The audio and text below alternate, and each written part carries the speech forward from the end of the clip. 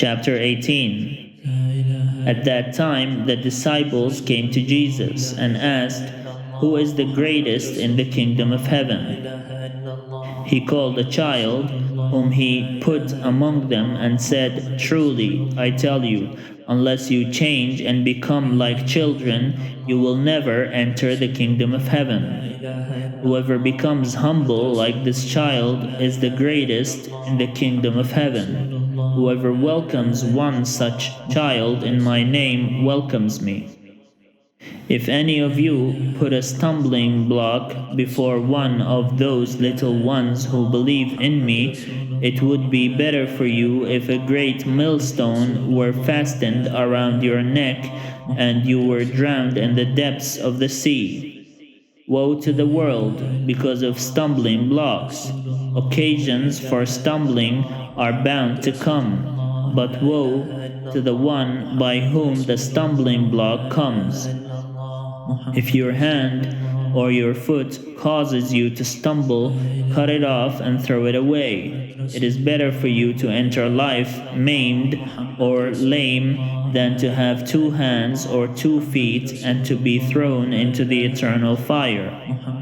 And if your eye causes you to stumble, tear it out and throw it away. It is better for you to enter life with 1 eye than to have 2 eyes and to be thrown into the hell of fire. Take care that you do not despise one of these little ones. For I tell you, in heaven their angels continually see the face of my God in heaven. What do you think? If a shepherd has 100 sheep, and one of them has gone astray, does he not leave the 99 on the mountains and go in search of the one that went astray? And if he finds it, truly I tell you, he rejoices over it more than over the 99 that never went astray. So it is not the will of your God in heaven that one of these little ones should be lost. If another member of the church sins against you, go and point out the fault when the 2 of you are alone. If the member listens to you, you have regained that one. But if you are not listened to, take 1 or 2 others along with you, so that every word may be confirmed by the evidence of 2 or 3 witnesses. If the number refuses to listen to them, tell it to the church. And if the offender refuses to listen even to the church, let such a one be to you as a Gentile and a tax collector. Truly, I tell you, whatever you bind on earth will be bound in heaven, and whatever you loose on earth will be loosed in heaven. Again, truly I tell you, if 2 of you agree on earth about anything you ask, it will be done for you by my God in heaven. God says, "For where 2 or 3 are gathered in my name, I am there among them." Then Peter came and said to him, "Lord, if another member of the church sins against me, how often should I forgive? As many as 7 times?" Jesus said to him, "Not 7 times, but I tell you 77 times.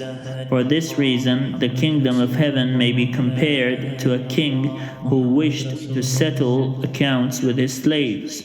When he began the reckoning, one who owed him 10,000 talents was brought to him. And as he could not pay, his Lord ordered him to be sold, together with his wife and children and all his possessions, and payment to be made. So the slave fell on his knees before him, saying, 'Have patience with me, and I will pay you everything.' And out of pity for him, the Lord of that slave released him and forgave him the debt. But that same slave, as he went out, came upon one of his fellow slaves who owed him 100 denarii. And seizing him by the throat, he said, 'Pay what you owe.' Then his fellow slave fell down and pleaded with him, "Have patience with me, and I will pay you." But he refused.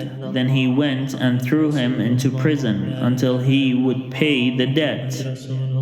When his fellow slaves saw what had happened, they were greatly distressed, and they went and reported to their lord all that had taken place. Then his lord summoned him and said to him, "You wicked slave, I forgave you all that debt because you pleaded with me. Should you not have had mercy on your fellow slave, as I had mercy on you?" And in anger, his lord handed him over to be tortured until he would pay his entire debt. So my heavenly God will also do to every one of you, if you do not forgive your brother or sister from your heart.